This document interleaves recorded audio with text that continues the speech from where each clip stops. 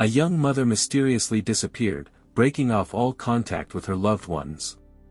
Law enforcement launched an investigation, but with each new fact, the case became increasingly confounding. Only after a long and complex search for evidence were the investigators finally able to unravel this chilling mystery, shocking everyone involved in the investigation with their discovery. Ashley Mitra vanished without a trace on November 14, 1991, in the small town of Warren, Pennsylvania. The girl was born and raised in a large family. From a young age, she showed remarkable creative talent. She was passionate about singing, poetry, and fashion design. In addition, Ashley was in love with nature and dreamed of traveling the world. She managed to visit most of the states in America, as well as Canada and Mexico. After graduating from high school, Ashley moved to New York, where she began studying humanities. Later, she transferred to Louisiana State University in Shreveport. It was there that the girl met Adam, and a romantic relationship blossomed between them. Over the next few years, Ashley continued her studies until a terrible event occurred in her life. She was in a car accident.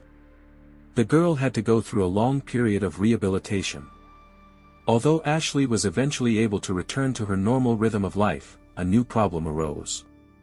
During her treatment, she had incurred a large debt for medical services. So the girl had to quit her studies and get a job. Around the same time, Ashley's relationship with Adam began to deteriorate, and the couple decided to break up. But almost immediately after the split, the girl found out that she was pregnant. Despite all the difficulties of recent years, this news made her incredibly happy. Ashley began preparing for motherhood. She wanted her child to grow up in a complete family, so she agreed with Adam that they would raise their daughter together. At that time, Adam had moved to the city of Boulder in Colorado to pursue a culinary education. Ashley decided to follow him. They rented an apartment together in a small housing complex. Soon the couple had a daughter, Daisy. Although Ashley and Adam decided not to resume their romantic relationship, they both loved their little girl very much and took care of her together. Some time after the birth of her child, Ashley got a job as a teacher's assistant at a preschool. Later, she joined a charity organization that helped children from low-income families. Although this work required a lot of effort, Ashley quickly connected with her young charges and won their love. Years passed, Ashley continued to raise her daughter and work with children. But one day, on February 13, 2017, the 25-year-old woman failed to show up for her shift for unknown reasons. Her colleagues found this suspicious, so they tried to contact Ashley. However, she did not answer calls or messages. The next day, the situation repeated itself. A concerned friend decided to contact the police and ask them to check if everything was okay with the woman and her daughter. Law enforcement sent a patrol to the housing complex where Ashley lived. Approaching the missing woman's apartment, the officers noticed several strange things. First, the street lights at the entrance were on, despite it being daytime. Second, the door was unlocked. Going inside, the police did not find Ashley, her daughter, or Adam. However, they noticed other suspicious details. All of the woman's belongings were left in the apartment, including her smartphone, driver's license, and purse. At the same time, her car was not in the parking lot. The officers also noticed a half-prepared dish in the oven in the kitchen, as if someone had started cooking dinner but for some reason had not finished and left the house. Given all these strange circumstances, the police contacted Ashley's parents. The missing woman's mother said that she had not received any news from her daughter in the last few days and had no idea where she could have gone. The woman was also surprised that Ashley had left her cat at home, because usually, when going on a trip, she always took her beloved pet with her. The worried mother called all the acquaintances and relatives who theoretically could know about Ashley's whereabouts. But none of them had communicated with the girl in recent days. Investigators also tried to contact Adam, but to no avail. His phone was turned off. Law enforcement tried to track the location of his device, but found that it was in offline mode. Experts who received Ashley's smartphone for examination found several interesting clues. It turned out that the woman had last used the phone on February 12, 2 days before her friend raised the alarm. That day was her day off, so Ashley was doing her usual things. She went shopping with her daughter, tried on new dresses, took some photos. After that she returned home. After interviewing the woman's neighbors, detectives found additional information that helped reconstruct the chronology of events that day. One of the building's residents saw Ashley taking out the trash around 6 in the evening. Closer to 9, her neighbor heard a loud thud, followed by silence. The woman was convinced that this sound came from Ashley's apartment. She even thought that someone might have fallen down the stairs, but did not hear anything else suspicious. This story interested the investigators, because, according to the data from the smartphone, Ashley stopped using it at about 9 o'clock in the evening.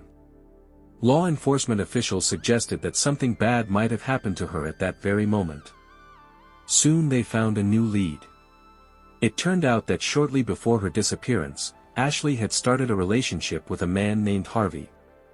Detectives carefully studied their correspondence and came across several strange messages from the new acquaintance.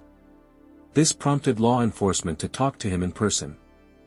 Arriving at Harvey's place of residence, the officers received permission to inspect his home. The man insisted that he had no idea about Ashley's whereabouts and had not communicated with her in recent days. According to him, on the evening when the woman disappeared, he was spending time with friends.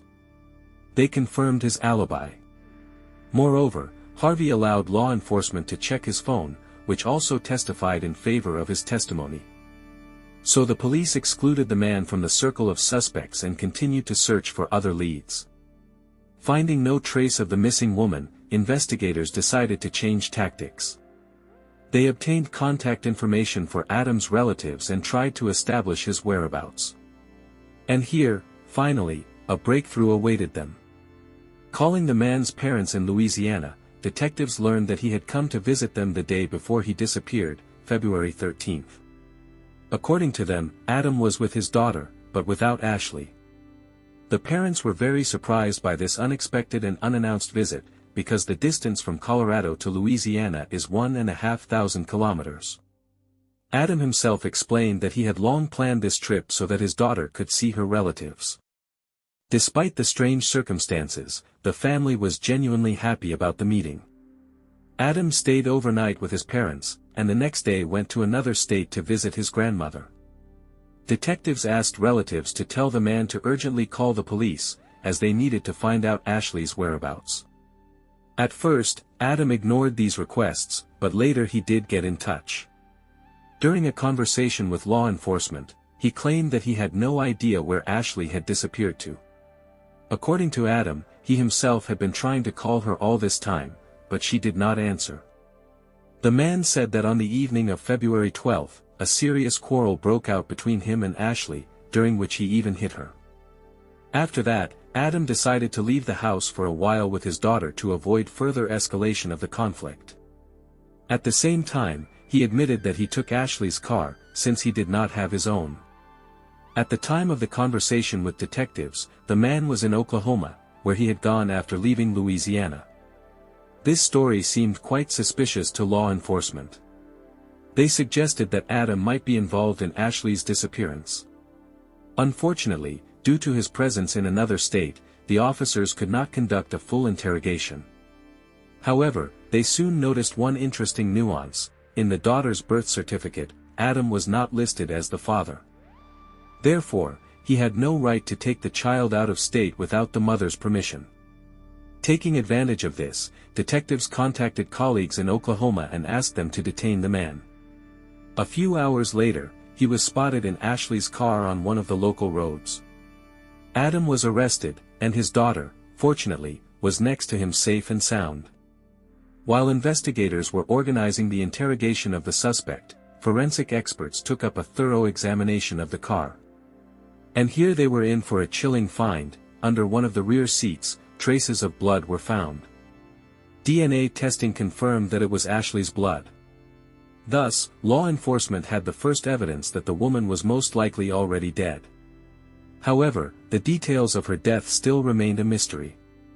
Fortunately, detectives soon received a new lead. After talking with Adam's parents, his younger sister contacted the police. The girl said that she did not find her brother and niece when they were visiting their parents. Instead, she came to them the next morning, when her relatives had already gone to work, and Adam was about to set off on his further journey to another state. Entering the house, the sister found her brother extremely confused and frightened by her sudden appearance.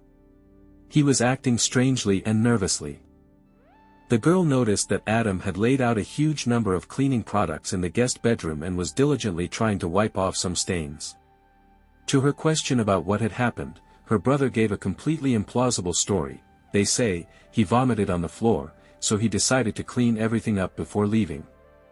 The sister offered to help, but Adam categorically refused and actually showed her the door. After learning about this incident, detectives immediately went to the house in Louisiana. Together with a team of forensic experts, they thoroughly examined the dwelling. In the same room that Adam was diligently washing, experts found numerous traces of blood. Moreover, bloody items were found in the shed and in the backyard, in particular, an electric saw and a grill cover. Having sent the material evidence to the laboratory, the investigators received a completely expected, albeit chilling result: all the blood belonged to the missing Ashley. And yet, despite these discoveries, the police still did not have a clear understanding of what exactly happened to the woman. If we assume that Adam killed her in Colorado, then why bring the body thousands of kilometers to Louisiana? And what did he do with the rest of the remains, leaving his parents' house? These were the questions detectives planned to ask the suspect during interrogation. But before they could do so, the investigation took an unexpected turn. An alarming message came from a small town in Oklahoma. Local police said that on February 15, a gas station employee, taking out the garbage, noticed a new-looking suitcase near the dumpster. Surprised why someone threw away an item that was still usable, the woman decided to look inside. But a moment later she bitterly regretted her curiosity. Human remains were found in the suitcase. Shocked, she immediately called law enforcement. They confirmed the terrible find: a human torso lay in the luggage. It was sent for examination, where a DNA sample was extracted from the remains. Of course, at that time it still did not give an answer to whom the mutilated body belonged. But soon detectives from Oklahoma learned about Ashley's disappearance and turned to colleagues who were investigating her case. Comparing the genetic material, experts came to an unambiguous conclusion: the remains belonged to the missing woman. The police decided to check the surveillance camera recordings at the gas station and the surrounding area. And, as they suspected, Ashley's car was caught on video. None other than Adam got out of it, with the same suitcase in his hands. The man went to the trash can and threw out the terrible luggage, after which he got into the car and drove away. Putting together all the facts, the detectives finally realized what most likely happened to the unfortunate woman. Let's assume that Adam killed her on the evening of February 12 during a quarrel in their apartment in Colorado. Then he thought of visiting relatives in neighboring states. This would allow him to get rid of the body far from the crime scene and confuse the tracks. Having brought Ashley's bloody remains to his parents in Louisiana, the man waited for them to go to work and began to dismember the body with an electric saw. After that, he went further, throwing out body parts in different places to hide the terrible truth. Realizing this, the investigators understood the scale of the problem. Adam could have stopped anywhere on his way, which ran through several states. So finding the rest of the bloody remains seemed an almost impossible task. And yet the cops made every effort. They made an approximate route of the suspect from Louisiana to the place of his arrest and began to comb through the records of all surveillance cameras that fell into this corridor. In the end, they managed to find a video from a gas station in one provincial town, on which Adam was throwing something into a trash can. However, even here the investigators were out of luck. The contents of the tanks had already been taken to the dump. Having recruited a whole army of volunteers, the police organized a large-scale search, combing through mountains of waste. However, despite all their efforts, they failed to find the remains of the body. And although Adam's guilt at this stage seemed indisputable, the absence of some fragments of the corpse seriously complicated the investigation. Having only a mutilated torso, forensic experts were unable to establish the exact cause of Ashley's death. Of course, there were traces of beatings on the body, inflicted while she was still alive. This indicated that the woman was trying to defend herself from the attacker on that fateful night. However, the details of her death still remained a secret. Adam himself continued to deny his involvement even when detectives laid out all the evidence they had collected before him. The man insisted on his version of events. They say, he and Ashley had a fight, he took his daughter and left, and the woman remained alive and well. However, with such an irrefutable set of evidence, the police could not be bothered by his confession. They brought formal charges of murder against Adam and began preparing the case for trial. During this preparation, investigators found another interesting detail that testified against the suspect. In Adam's house, they found his personal diary, where he wrote about wanting to kill Ashley long before her disappearance. Judging by the entries, the man was annoyed that his ex-girlfriend was living with him purely for the sake of the child. Adam, obviously, wanted to resume the relationship, but the woman did not reciprocate. At the same time, in the diary, he admitted that he loved his daughter immensely and was afraid that Ashley could take her away.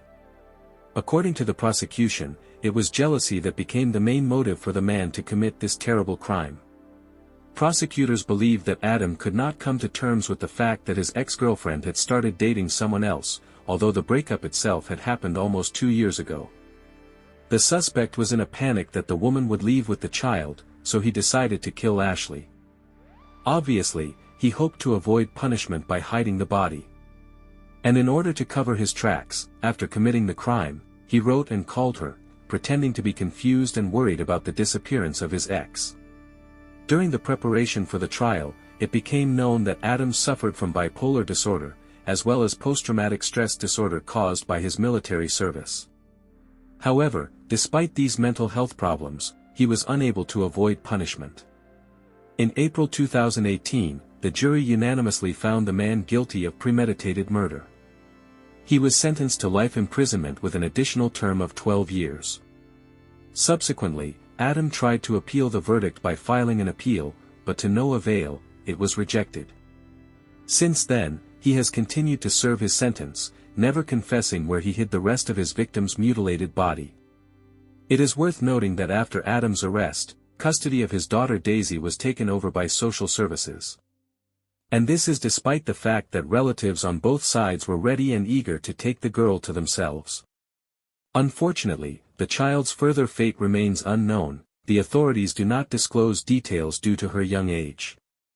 It remains to be hoped that Daisy was still given to someone from the family, and not left alone in an orphanage. Pava Layer was returning home late in the evening, as usual. Her day was filled with business meetings, planning, and phone calls, with every minute accounted for. A light breeze playfully lifted the hem of her coat as she walked, her red shoes softly tapping against the sidewalk tiles. Upon entering her building, Pava stepped into the elevator, which seemed to move incredibly slowly. She had a habit of leaning against the elevator wall, checking her phone as she waited. When the doors finally opened on her floor, she exited into the hallway and reached for her keys. Suddenly, her attention was drawn to a tapping on the glass. Looking around, Pava saw a man standing behind the lobby doors. He was tall, bald, and wearing a gray hoodie. With an inscrutable expression on his face, he waved at her, a gesture that seemed familiar and non-aggressive. There appeared to be some invisible connection between them, as if they had arranged to meet. Pava hesitated for a moment. She was always ready to help people and never left anyone in trouble. Perhaps he had forgotten his keys or simply needed assistance. Taking a step forward, she pressed the button, opening the doors. "Hello. Is everything okay?" she asked. "Of course, you don't mind if I..." He began but didn't finish. The doors closed behind them, hiding from prying eyes what was about to happen next. In September 2023, Pava's friends began to notice that she had stopped responding to communication.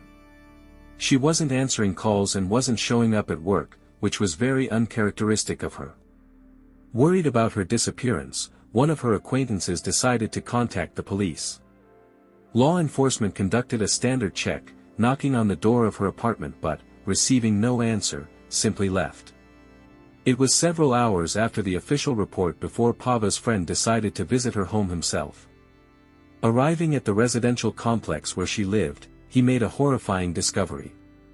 From a very young age, Pava Layer demonstrated incredible determination and a desire to make the world a better place. She grew up in Tucson, Arizona, where she displayed leadership qualities from a young age. Her parents recounted how she would secretly slip out of the house to ride her bicycle but always returned before her absence could be noticed. After graduating from high school, Pava enrolled at Johns Hopkins University in Baltimore, initially planning to become a doctor. Her classmates noted her sharp mind, perseverance, and maturity. In addition to achieving success in her studies, she also helped other students, inspiring them to improve their performance. Once, while still a student, Pava came across a report about the military actions in Syria. The footage of destroyed buildings, injured people, and children affected by the conflict deeply shocked her. It was at that moment she realized that she wanted to dedicate her efforts not only to medicine but also to more global changes aimed at helping people. Believing that the development of entrepreneurship was one of the most powerful tools for changing the world, Pava actively began seeking ways to influence the situation. Her concept of an ecosystem involved creating a structure that would unite organizations, resources, people, and their interactions. In her opinion, such ecosystems could help young entrepreneurs succeed and, in turn, change the lives of others. At the age of 22, while still studying at university, Pava founded several startups. Among them was a non-profit organization called InnovaMD, which provided support to young businessmen in Maryland. However, her true success came with the company EcoMap Technology, which became the foundation of her career. The firm helped entrepreneurs find the necessary resources and establish contacts to develop their businesses in complex and competitive environments. Thanks to her innovative approach, Pava gained recognition in business circles. In 2023, she made it onto the prestigious Forbes 30 list for social impact. Her company attracted investments of over $4 million and signed contracts with large corporations and foundations. However, her brilliant career was tragically cut short. Pava Layer's body was found on the roof of the building where she lived. She was partially undressed, brutally beaten, and strangled. At the crime scene, a bloodied brick, a broken hairpin, and red shoes, which likely belonged to the victim, were discovered. Everything indicated that the perpetrator had used a ladder to reach the roof, where he attacked Pava. Thanks to footage from security cameras, investigators were able to quickly identify the suspect. The recording showed that on the evening of September 22, 2023, when Pava was returning home, an unknown man was following her. When she entered the building, he tapped on the glass doors, waving at her. She let him inside, and they briefly talked before entering the elevator together. Some time later, the man ran out of the building via the stairwell, clearly in a hurry.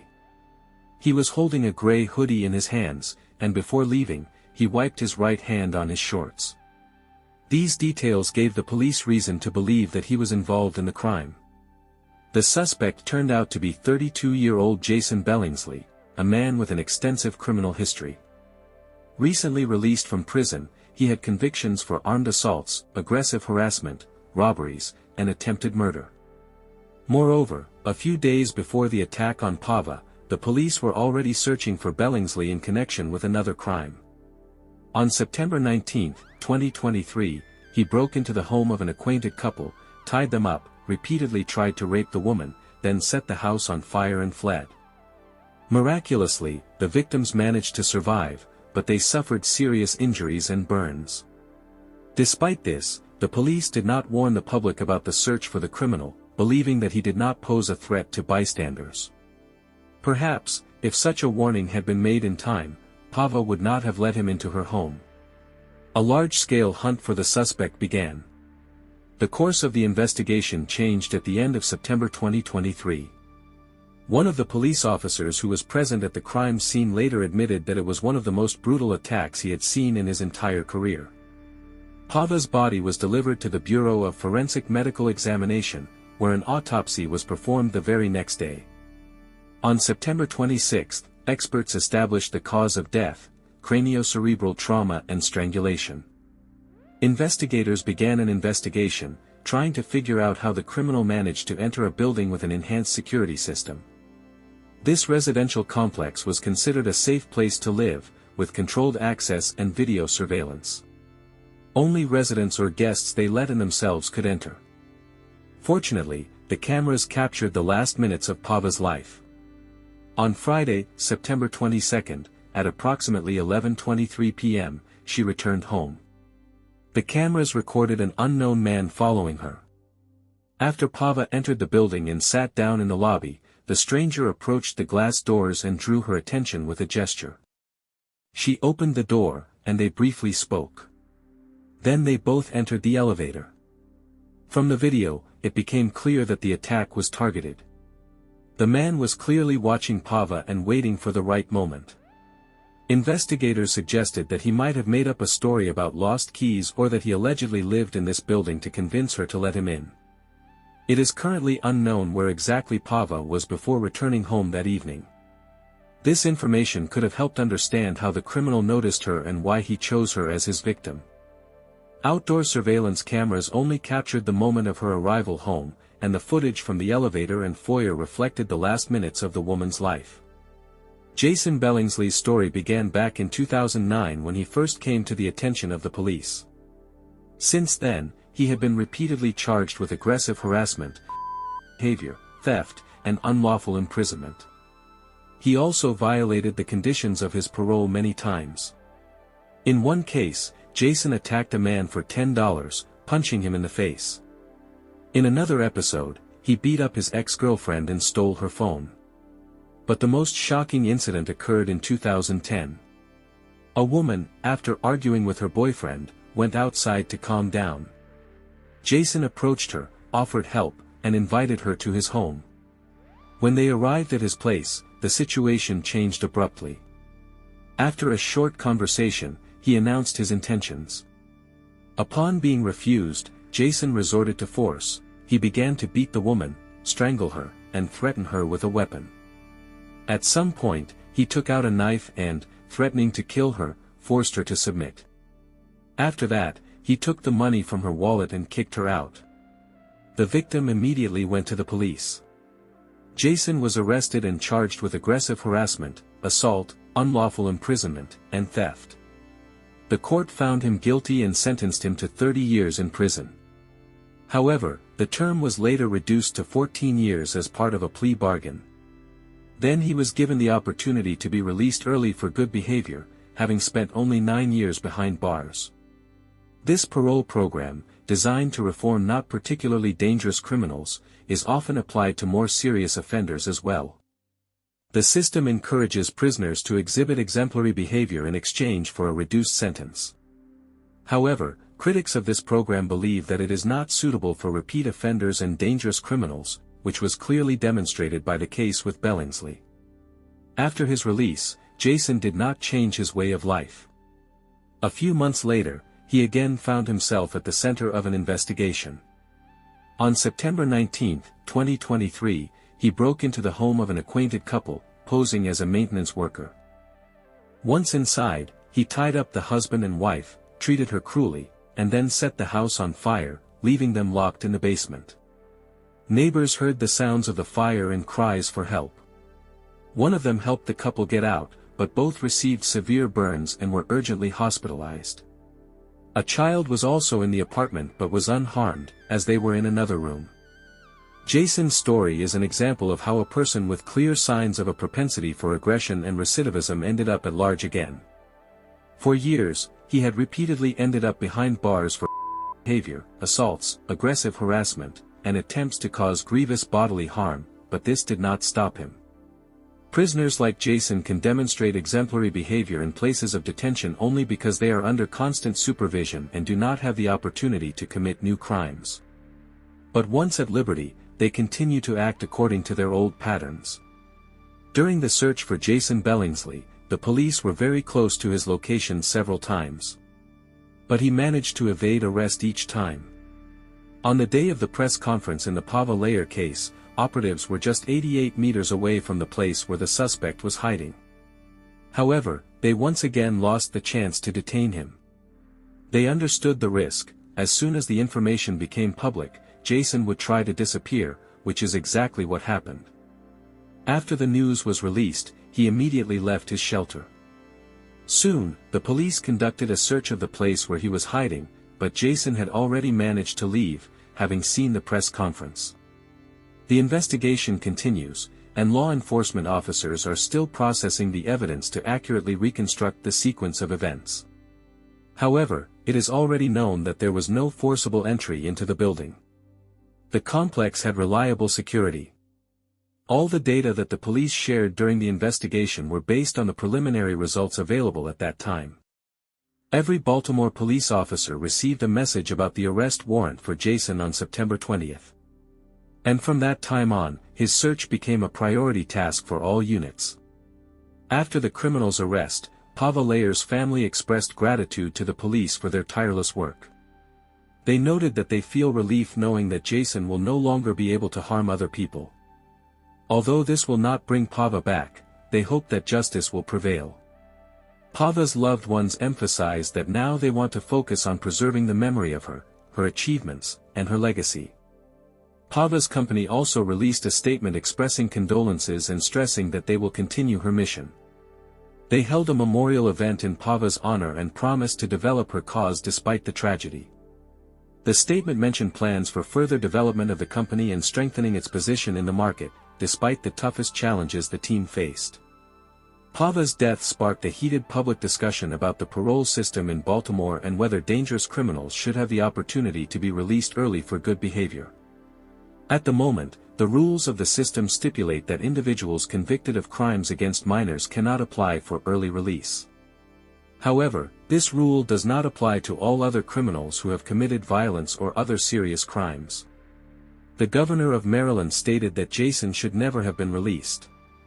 He believes that no criminal with a history of charges related to aggressive harassment should be granted the right to early release. Proponents of the parole program argue that it is part of the rehabilitation system and that every prisoner should be given a chance to prove that they can change. This issue sparks fierce debate. Some believe that society should not give a second chance to people capable of such cruel actions. In their opinion, a person who has committed harassment or taken someone's life should not reintegrate into society again. Others are convinced that the rehabilitation system helps reduce the level of recidivism and gives those who deserve it a chance to reform. Nevertheless, the case of Jason Billingsley cast doubt on the effectiveness of such a system. After his early release, he committed a crime again. And this time, the consequences were tragic. Many believe that the police should have warned the public about the potential threat after the first attack on the married couple. Perhaps, if information about Jason had been known in advance, Pava Layer would not have become his victim. At the moment, Jason Billingsley is in custody. He has been charged with first-degree murder, aggressive harassment, arson, and attempted murder. The date of the trial has not yet been set. However, in the future, a process is expected that may attract considerable public attention. Pava's family and society hope that justice will prevail and that such mistakes of the system will not be repeated. Samina was born around 1980 to an immigrant family. She grew up to be a kind, caring person who any family member could turn to for support and advice. When Samina became an adult, she left her hometown of Asxf Cardiff in the county of Oels in Great Britain to start an independent life. Soon she found a job at Costco, a warehouse supermarket. Thanks to her diligence and dedication, Samina quickly climbed the career ladder. She was appointed as a regional marketing manager, which allowed her to work at various branches throughout the country. December 24, 2014 was Samina's second-to-last workday before Christmas. Most people don't like working on the eve of holidays, but for Samina it wasn't a problem, because on this day she was on shift with Roger, the warehouse manager of the commentary department. Samina and Roger had long had a secret romantic relationship. The girl was in love with this man and dreamed of a future together. She wanted to live under one roof with Roger and even marry him. However, Roger did not reciprocate Samina's feelings. Although he liked her and was attracted to her, for him it was just an affair, nothing more. Roger wasn't planning anything serious, as he had already been in a long-term relationship with another woman named Susan, with whom he lived. He had no intention of leaving Susan for Samina. But most interestingly, besides Samina and Susan, there was a third girl in Roger's life, Sheena, who also worked at Costco and was Roger's direct superior. The company had a strict policy forbidding any personal relationships between employees. Yet Roger violated these rules, cheating on Susan with Samina, and then also with Sheena. Although Samina knew about Roger's connection with Susan, she was tired of being a mistress and hiding. She longed for a real, serious relationship. So she decided to give Roger an ultimatum: either he leaves Susan and is only with her, or it's over between them. Roger was scared by this ultimatum, because Samina could tell others about their secret affair. Then everyone at work, including Sheena, would find out about his relationships with 3 women at once. Roger feared that revealing the truth would cost him his job. He didn't want to face the consequences of his actions, so he decided to take extreme measures to keep Samina quiet. Let's return to the events on Christmas Eve 2014. Samina and Roger were working together at the Costco branch. The girl finished her shift at 4 p.m. and planned to spend 2 nights with her lover at a hotel in Birmingham. She spent £500 on the room, as she really wanted to be with Roger and cherished every moment by his side. After work, Samina got into her car and parked it around the corner to discreetly meet up with Roger, so none of their colleagues would see them. They agreed to take Roger's car. But before leaving, he told Samina that he first had to stop by his brother's house. It's not exactly known why, perhaps just to visit his relative. Another version is that Roger wanted to introduce his beloved to his brother. In any case, the plan was this: first drop by Roger's brother's place in Leicester, and then go to Birmingham. On the way, the lovers stopped at a gas station to buy some small items. Samina took a bottle of wine and some snacks, dreaming of a romantic evening with her beloved on Christmas Eve. She had no idea what Roger had actually planned. On the way to Leicester, Samina called her sister to tell her about the holiday plans. She was going to visit family on Boxing Day, right after returning from Birmingham. This was the last conversation the sister had with Samina. The trip took about an hour. Around 5 p.m., Samina and Roger arrived at the house of his brother David, a 38-year-old former soldier who was nearly 2 meters tall. Samina went inside, not suspecting that the brothers had set a trap for her.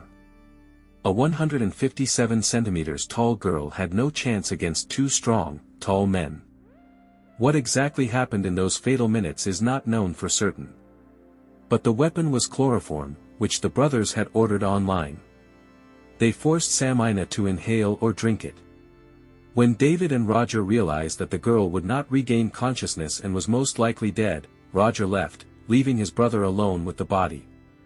David wrapped Samina in cling film, put a plastic bag over her head and tied it tightly. Then he put the body in a large garbage bag.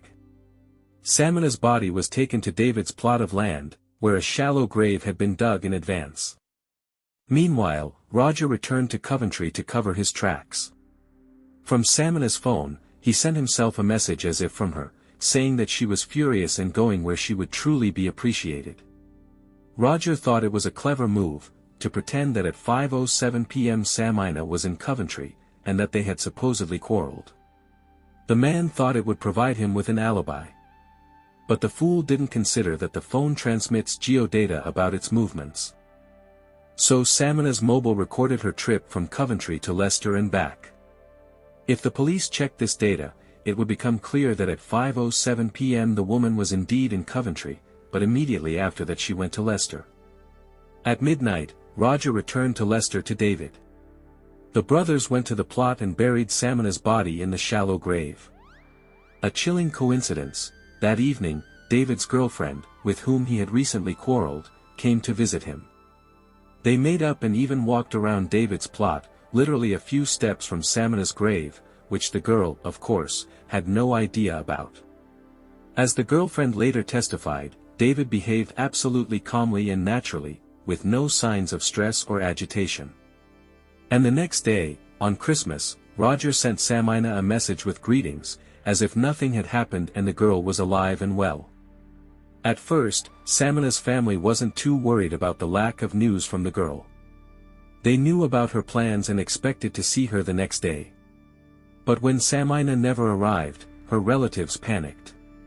Quickly calculating that they last heard her voice on Christmas Eve, almost 2 days ago, they suspected something was wrong and immediately contacted the police. It is worth noting that law enforcement took the case seriously and took into account that 48 hours had passed since anyone last saw or communicated with Samina. As you know, the more time passes after a person's disappearance, the less chance there is of finding them alive. At the start of the investigation, the police had little information. But modern technology played a key role in solving this crime. Initially, detectives couldn't understand who might have a motive for murdering or kidnapping Samina. The only thing known was that on December 24th, the girl went to work at Costco, where she was working in the commentary department that day. So, having a starting point for the search, the police went to Costco to question Samina's colleagues, to learn about her character and whether anything unusual happened on the day of her disappearance. In parallel, other investigators at the station were reviewing the missing woman's phone calls and messages. And although the mobile itself was not available, they managed to obtain the necessary data from the network operator. As we recall, Roger sent himself an SMS supposedly from Samina, where she allegedly got furious with him and left him. It soon became clear that on the day of the disappearance, he was the last person she communicated with. Later, based on the geolocation data from Samina's phone, the police established that after work, the woman visited the city of Leicester, and then returned again to the Costco commentary department. These travels baffled the cops, so they asked the family who Roger was to Samina, why she sent him such angry messages, and why she was driving back and forth. Fortunately, the missing woman's sister knew both about Roger Cooper and that Samina was urging him to break off his relationship with his longtime girlfriend. This is how the investigation's attention was drawn to this man. And the more the police dug, the more suspicious he seemed. Roger turned out to be the epicenter of a love triangle. He had an affair with Samina and a long-term relationship with Susan, and also hid an intrigue with a third colleague, Sheena. This tangled web made Roger the prime suspect. When the cops brought him in for questioning, he suddenly burst into tears. The investigators found it strange how the man calmly answered questions one moment, then suddenly broke into hysterical crying, tried to show something on his phone, and cried again. Extremely suspicious behavior. When asked to tell about the message from Samina and her disappearance, Roger, through sobs, read from the phone the SMS already known to the investigation, which he himself wrote on behalf of the girl. Asked about his opinion on the text, he replied, "It seems that Samina, in despair, went to one of her friends in Birmingham." And the very next moment he blurted out that night he was at his brother David's house in Leicester. And this really made the detectives think, because, as we remember, the victim's phone recorded her movements from Coventry to Leicester, where David lives, and where Roger also went on the night of the disappearance. So many coincidences could not be accidental, so the police obtained a warrant to search the home of David Cooper. The siege was not an easy one. The man had a habit of collecting everything and never throwing anything away. Among the junk in the refrigerator were the wine and snacks that Samina had bought at the gas station. David also had several backup phones, which finally drew the attention of the investigation to his person. The man was arrested and brought in for questioning. At first, regarding Samina, he pretended to be ignorant. They say he saw her a couple of times at his brother's work, knew about their affair, but didn't even remember her name. But when the cops presented Samina's belongings found in his fridge, David abruptly changed his testimony. Now his version sounded like this: he and Roger were indeed at home that night, and when his brother left, an agitated Samina rang the doorbell. She immediately burst inside, demanding to know where Roger was, because he hadn't shown up for their meeting at the mall. To calm the girl down and buy time for his brother, David offered her tea. He didn't want Samina to know where Roger lived, or that he was at his place at all. However, she refused the tea, her excitement was too strong. And then David decided to act. A few weeks before, he had ordered himself some chloroform in a military package and became fascinated by it. He had seen on TV how people put a napkin with chloroform to someone's face, and they lost consciousness for several hours. So David got the idea to do the same trick with Samina. This way, on the one hand, he would buy time for Roger to escape, and on the other hand, he wouldn't disturb the neighbors with screams, because the walls in the house were thin. David naively thought that everything would go well. After all, what else could one expect if it worked in the movies? Now he understands that he acted foolishly. During the interrogation, the man very convincingly played the victim of circumstances, but this was not the truth. The real story will soon be revealed thanks to the professionalism of the police. The investigators, of course, did not believe that Samina's death was an accident. Moreover, the cops found out that this was already the third attempt by the brothers to kill the girl. David insisted that everything happened spontaneously, but his statement only caused surprise and disbelief in the police. The first attempt on Samina's life occurred on December 12 to 12 days before her death. That evening she stayed late at work and spent the night in a nearby hotel so as not to get home at night. Roger and David found out about this and decided to take advantage of the opportunity. Roger lied to Samina that he also had a room in that hotel, and asked her to come to him. Allegedly he had prepared a surprise. Of course, Roger didn't have a room at the hotel, but instead the brothers set up an ambush near the hotel, planning to kidnap the woman right on the street. They even maintained communication by radio and encrypted messages. But fortune was on Samina's side. The taxi dropped her off right at the entrance, so it seemed dangerous for the brothers to attack her in front of everyone. So, the girl, suspecting nothing, got to her room, having no idea how close she was to disaster. The brothers planned a second attack for December 21st, but again unsuccessfully. So they chose a new date, December 24th, Christmas Eve, and a new plan. Unfortunately, this time everything worked, and the poor woman was killed. During the investigation, the police received an anonymous tip from a local resident. They say that David has a plot of land in Leicester, which he allegedly bought for gardening. So the cops went there, thoroughly searched everything and began to dig in one suspicious spot. That's where they found Samina's body. By the way, on David's shed hung a sign with an eerie inscription, "Don't piss me off, I'm running out of places to hide bodies." An autopsy showed that a mixture of methanol and other chemicals was found in the victim's body, proof that she had been poisoned with chloroform. No one doubted anymore that this was the work of the Cooper brothers, Roger and David. Despite the obviousness and the mountain of evidence gathered by the police, both brothers never admitted their guilt. Roger's lawyer made up a version that his client was taking Samina to a hotel in Birmingham, but on the way they allegedly quarreled. The reason for the conflict was different views on the future. Samina wanted more seriousness in the relationship, while Roger avoided official status. Allegedly, the quarrel was so fierce that the girl forced him to stop the car, jumped out of it and ran away in an unknown direction. But the jury did not believe this fairy tale. Among the evidence was Samina's car, left near Costco, which was recorded by surveillance cameras. When the police arrived at the scene, the car was no longer there, and a couple of days later it was found all the way in Peterborough. No fingerprints or other significant evidence were found in the interior. Except that the driver's seat was pushed far back, although Samina's height was only 157 centimeters. And a bucket of chloroform was found in David's house, direct proof of guilt. On October 21, 2015, after 3 weeks of trial, brothers David and Roger Cooper were found guilty of murdering Samina. Each of them was sentenced to 30 years in prison without the right to early release. The mysterious disappearance of a young woman, who was on her way to an art exhibition in a nearby city, marked the beginning of a decades-long enigma.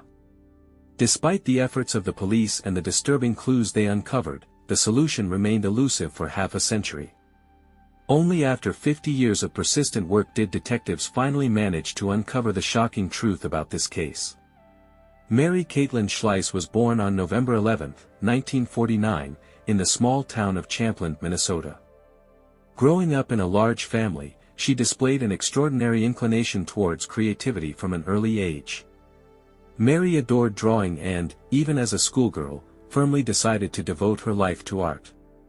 So, after graduating from high school, she enrolled at the University of Minnesota, where she focused on studying fine arts and sculpture. Her teachers unanimously noted Mary's exceptional talent and predicted a brilliant future for her. Thanks to her diligence and academic success, she earned several degrees. Mary's paintings and sculptures were repeatedly exhibited at various shows, which was quite an accomplishment for a young artist.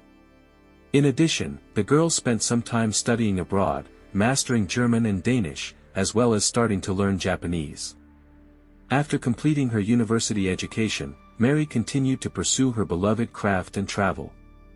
Since her graduate works did not bring in significant income, the girl led a rather modest life, trying to save money. She rented an apartment together with a friend, and for trips between cities and states, she usually chose hitchhiking. In the 1970s, this mode of transportation was quite popular, as public transit outside of big cities left much to be desired. People without their own cars either had no way to get to another settlement at all or were forced to wait for hours for infrequent buses.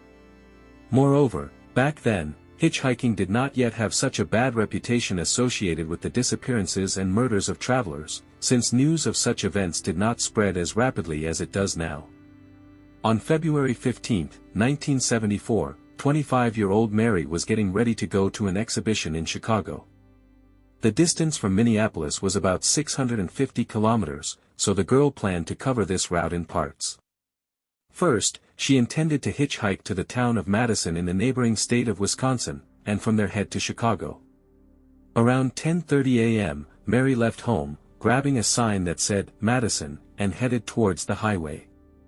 3 hours later, a man named Dennis, who was driving along a dirt road near Madison, turned onto a long, desolate path and saw a parked car there.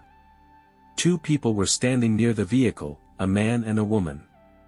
Passing by them, Dennis thought that something like an argument or a fight was taking place between the strangers, but he was not entirely sure of his conclusions.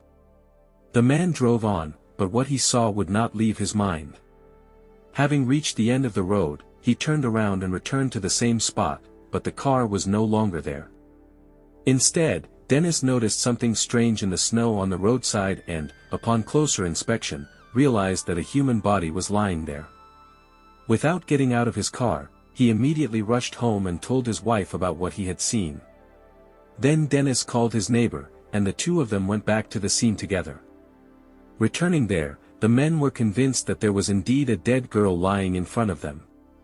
There were traces of blood on her clothes. Dennis and his neighbor immediately went to the nearest house and called the police. The officers who arrived at the crime scene confirmed that the girl was dead. There were numerous stab wounds on her body, and judging by the amount of blood in the snow, it could be assumed that she had been killed elsewhere. The footage from this gruesome sight cannot be shown on YouTube, but will be published on our Telegram channel, the link to which you will find in the description under the video. Near the body, the police found a man's hat, which could probably have belonged to the killer. Forensic experts also tried to make casts of the tread marks left by the perpetrator's car, but the snow prevented the special solution from recreating their shape. No other clues were found at the scene. The girl's body was sent for examination. While investigators waited for the medical report, they questioned the only witness, Dennis, hoping to get at least some additional details from him. According to Dennis, he saw a skinny white man aged 25 to 35, about 180 centimeters tall, with light brown hair. The car the stranger was driving was a small golden-colored sedan, but Dennis could not remember the license plate or make of the vehicle. Meanwhile, the forensic medical experts established that the victim had received about 15 knife wounds and died from blood loss. Numerous injuries characteristic of self-defense were also found on her body, indicating the girl's desperate resistance to her attacker. At the same time, no signs of discovered, which ruled out the most common motive for such crimes. In addition to determining the cause of death, the experts managed to establish the identity of the deceased. It turned out to be Mary Caitlin Schleiss. After talking to the girl's neighbor, the police learned that she was going to attend an art exhibition in another city. The neighbor also reported that Mary had her purse with her, which, however, was never found at the crime scene. Given the fact that the girl left home around 10:30 a.m., and her body was discovered just 3 hours later, the detectives were able to piece together an approximate picture of the events. The road from Mary's residence to the place where her body was found took about an hour and a half. Therefore, it could be assumed with high probability that the killer was someone who had picked up the girl when she was hitchhiking. The police compiled a composite sketch of the suspect based on Dennis' testimony and sent it to local newspapers, hoping that someone would recognize the criminal. Several messages were received from citizens, but none of them brought the investigation closer to solving the crime. At the same time, detectives began to take a closer look at Dennis himself, as there were several odd nuances in his possible involvement in Mary's murder. Firstly, it was he who was on that desolate road, and no one but him saw other people there. Secondly, the man's account of the events of that day raised many questions. According to Dennis, in the morning he went to the store, and then decided to drive around a bit more before returning home. Explaining his decision, Dennis gave a rather strange reason. It turns out that his dog was with him in the car, and the man decided that the animal would not mind extending the ride. This argument seemed highly dubious to the police, as did the fact that Dennis, for some reason, turned onto that dead-end path, which hardly anyone used. The man's behavior after discovering the body also raised the most questions among investigators. Instead of immediately calling the police, he went home to take his neighbor with him to the crime scene. At the same time, Dennis called the police only after his neighbor saw the girl's corpse with his own eyes. All this looked like an attempt by the man to create an alibi for himself and deflect suspicion. Despite these arguments, some facts still spoke against the version of Dennis' involvement in the crime. In particular, tire tread marks were found at the scene that did not match the tread pattern on the suspect's car. However, the investigators did not rule out the possibility that some other vehicle could have driven along that road before the murder took place. In addition, the police never managed to find any confirmation of Dennis being in the city on the morning of that day, which meant that theoretically he could not have picked up Mary on the highway. However, this fact could also be explained by the girl first leaving the city with someone else and then getting into Dennis' car. The interrogations of the suspect continued, but the man stubbornly stuck to his initial version of events, not changing it. In an attempt to get to the truth, the investigators even resorted to the services of a hypnotist, who twice tried to put Dennis into a trance and extract some additional information from him. Unfortunately, both attempts proved unsuccessful. Interestingly, among all the leads the police received was an anonymous letter. Its author advised taking a closer look at Dennis, but did not provide any specific facts that would indicate his guilt. Having reached a dead end in the Dennis case, the detectives began to look for other possible leads. That's when they stumbled upon a similar unsolved crime from 2 years earlier. In the fall of 1972, another young woman named Jolene, who was also hitchhiking, disappeared on her way home. 15 hours after she was last seen alive, Jolene's body was found on a riverbank on the outskirts of Minneapolis. The investigators working on Mary's case immediately noticed a striking similarity between these two murders. First, Jolene's friends reported that the last time they saw the girl, she was getting into a golden-colored car driven by a young man. Secondly, the forensic experts did not find any traces of on the victim's body, just like in Mary's case. Despite these obvious parallels, the detectives investigating Jolene's murder were just as short on leads as their colleagues in the Mary Schleiss case. Thus, both groups of investigators found themselves unable to help each other in the search for the perpetrator or perpetrators. All attempts to find any link between these cases that would lead to a suspect invariably ended up in a dead end. In the following months, the police worked on a wide variety of versions and assumptions, but none of them yielded the desired results. Law enforcement officers also thoroughly checked the testimony of several people who allegedly saw a man resembling the composite sketch made from Dennis' words in a golden sedan. Unfortunately, This information turned out to be a false lead and did not bring the investigation any closer to uncovering the mystery of Mary's death. Eventually, due to the complete lack of new clues and evidence, the case of the girl's murder was moved to the cold cases category. From time to time, it was taken out of the archives to be reviewed again from a new angle, but each time it ended in nothing.